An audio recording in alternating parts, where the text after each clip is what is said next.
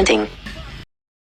In this leg of our journey, we take an easy stroll out of Wager Gulch through Cinnamon Pass and stop at Animas Forks before continuing through California Pass to eat supper in Silverton and find a spot to rest at the Black Bear Pass trailhead. My original plan was to chronicle each day in its own video, but there was way too much footage from this Saturday to squeeze into a 15-minute summary. That being said, this is part 1B. Part 1A will share our adventure from Denver to the Carson Mine via Lake City, and you'll see how I get the truck stuck the first time I even pull off the pavement. This is County Road 30 that we follow to Cinnamon Pass, where it turns into County Road 5. Both are very well maintained dirt roads that most sedans should be able to travel in good weather. However, there are some sections that get too narrow for oncoming traffic to pass, so watch your speed around all these curves. This is the biggest traffic jam we ran into after leaving Denver. I certainly appreciate that little Ford waving us by. I wish we had more time to explore this area. After investigating the old Carson mine earlier, it is already 3 o'clock and Google Maps is telling us we have about 4 hours to our destination. Add an hour for supper, and I knew it was going to be dark by the time we got to the Black Bear Pass trailhead to get some rest. We were also both suffering from headaches from the altitude, so if you're planning a trip to this area, don't forget the aspirin and drink lots of water. The weather was awesome through the whole trip, but up here in these mountains, the wind was a force to be reckoned with at times. This kept the drone in its case, and there were a few times that the wind was much stronger than my gimbal, and it forced me to actually hold my camera in my hand. I'm not a big fan of dash cam videos, but the scenery is just too good not to share. I've included my favorite sections and some pretty good reveal clips. I've even left the sun in a few spots to remind you to bring your sunglasses and clean out over your visor. So the left fork here will take you to Animas Forks through the American Basin, but Cinnamon Pass was on my bucket list, so we'll stay to the right. If Cinnamon Pass is not already on your bucket list, I suggest that you add it. While it is a very easy dirt road and there are no obstacles to even need four-wheel drive, much less a bypass, there are so many places to check out, mining camps to explore, and ghost towns to wander about. While we only spent one day traveling 63 miles from Lake City to Black Bear Trailhead, I could have easily stayed a week jumping from peak to peak.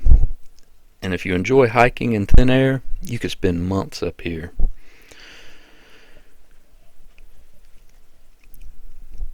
So as we climbed to the top, we were actually coming up on Cinnamon Pass. I've left the sound in this clip to share how windy it really was. I'm guessing the winds were in the neighborhood of, 50, 60 miles an hour. You might want to turn the volume down a little bit because the wind is kind of loud.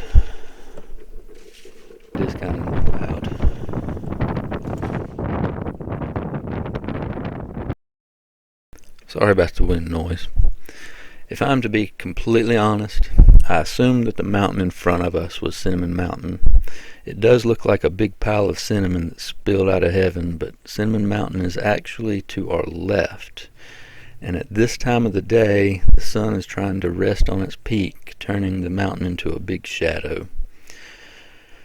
Heading west on County Road 5 will lead you to a valley that the Animas River has been carving away for centuries.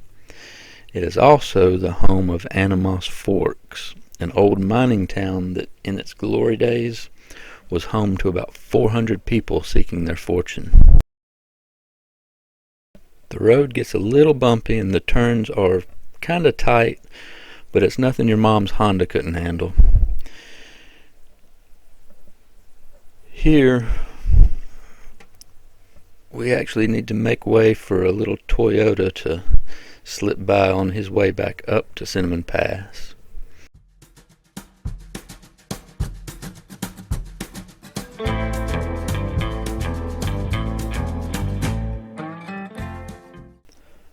Comparing his three-point turn to mine, I believe the Power Wagon may have a slightly tighter turning radius than the Tacoma.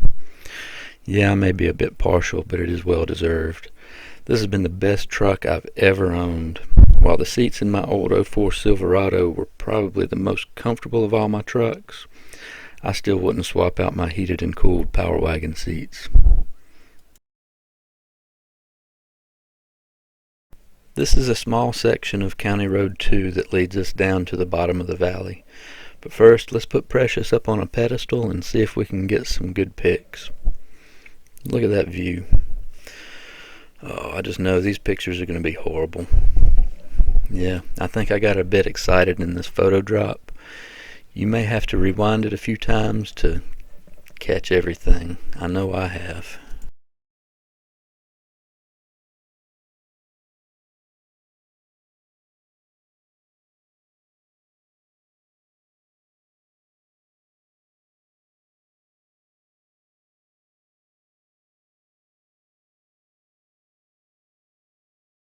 And we can't leave out Merle the Rockhound showing off his ability to leap up rocky ledges and wag his tail. I'm not quite sure what this road is, but we could see that it would take us down to Animas Forks, and it would also give us a good aerial view of Animas Forks and the old Gold Prince Mill Foundation, which is all that is left of the mill after it was dismantled in 1917. At one time there was a water-powered sawmill down there pushing out 4,000 board foot of lumber a day. As a carpenter, I can appreciate that.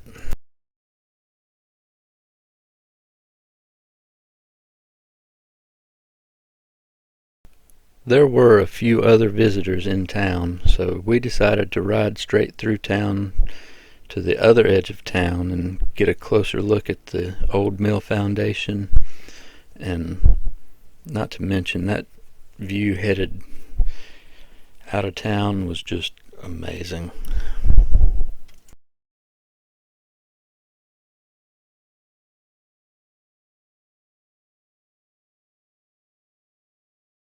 And now that we've made it to the western side of Cinnamon Mountain, we can actually get a good view of it with proper lighting.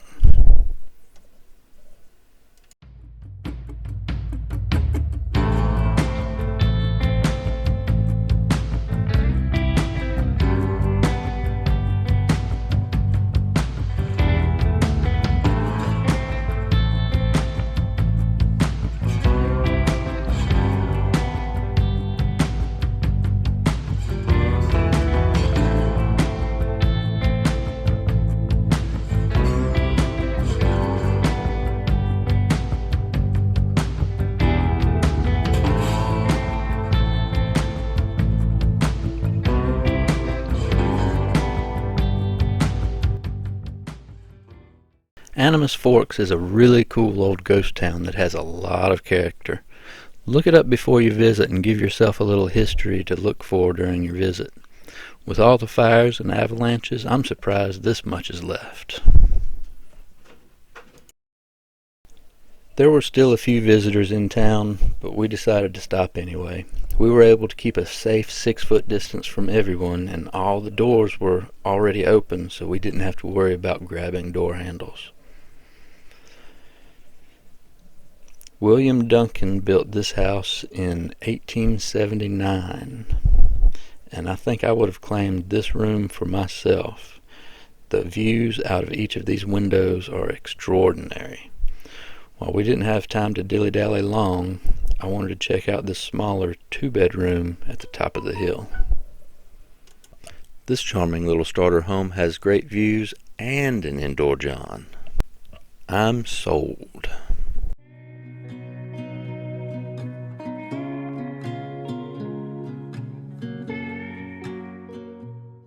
And this is what's left of the old Frisco Mill at Bagley Tunnel. Heading west on County Road 9 out of Animas Forks will take you to the Frisco Mill at the Bagley Tunnel. We stopped briefly for a few pics, but couldn't spare enough time to really explore the ruins like I wanted. After Frisco Mill, stay straight or keep right onto County Road 19, where you won't want to close your eyes to blink. I started wondering if that was Cinnamon Mountain and had to actually go back and check my maps to make sure I was headed in the right direction. We were, and that pile of cinnamon-colored rocks is Hansen Peak. So County Road 19 did have a steep hill climb that may give your mom's Honda a hard time, but with the right approach it could be done. 19 is just as well maintained as County Road 30 and 5.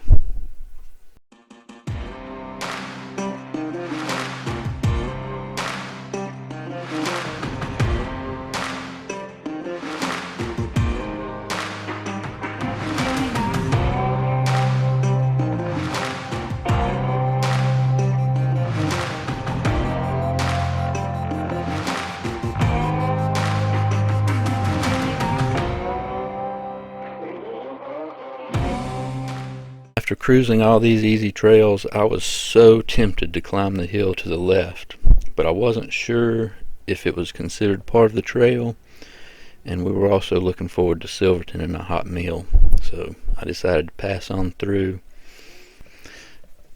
This uphill section had the wife cringing a bit, with a gasp or two as she looked out her window. Little did she know what was waiting for her the next day on Black Bear Pass. We're coming up on California Pass right now, and once again my photobomb has a lot going on, so I'm going to be quiet so that you can rewind it and play and watch each of the tracks separately.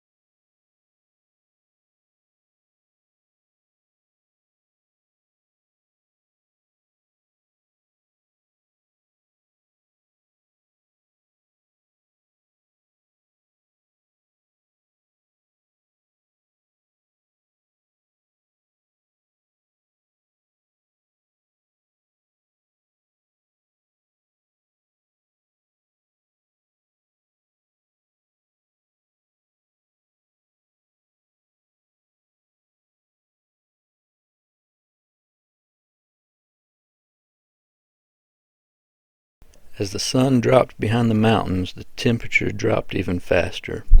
It was getting cold, and we were getting hungry. Ooh, check out the view from the tailgate cam. From California Pass, we continued to mosey along County Road 19 through Hurricane Pass and took a left at the next two intersections, which put us on County Road 10 and followed Cement Creek all the way to the water treatment plant, where 110 will take you to Silverton. I want to take a moment and thank everyone that commented and subscribed after my Black Bear Pass video landed. Keep watching, it'll get better, I promise. And what does everybody think about the new channel name? Swashbuckler Off-Road. SOAR for short. The next video will highlight our first day in Moab, where we check out the Cameo Cliffs and Wilson Arch and find an Easter egg halfway through the trail. I'm not looking forward to making the very first video in the series because it does show how I get stuck and it's pretty embarrassing. It may drop last. As it started to get dark, I realized how much I really missed my factory fog lights. They had to go when I installed my new Road Armor bumper, and I didn't have time to order a new set before the trip. I actually ordered the set of Rigid Radiant Series light pods before the trip was over so that I would have them when I got home. I've also added a Prinsu roof rack on the cab with a slim single row light bar. Looks pretty sick. I had to include the ride through Silverton town. Even though you can't see the architecture of the Grand Imperial Hotel on the right, it's the silhouette of the Grand Turk and the Sultan Mountain against that dark blue sky that had me amazed. After enjoying a good hot meal from the Brown Bear Cafe, we headed out of town and up Highway 550, also known as the $1 Million Highway, to the Black Bear Pass trailhead so that we could find a spot to park for the night. Thanks everybody for watching. Please hit like and subscribe to see more adventures from this trip and others in the near future. Stay safe. Happy trails to you.